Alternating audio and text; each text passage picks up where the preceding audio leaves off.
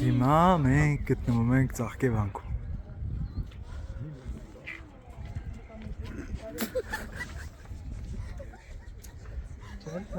Այսա դեզի կնկարեմ սաղի, որ կիմանաք այսին։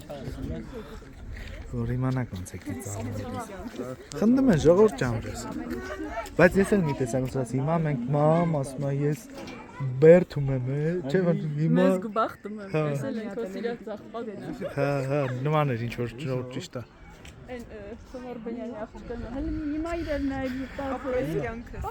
Պապային մամայի պաչինի ասում է նկարում։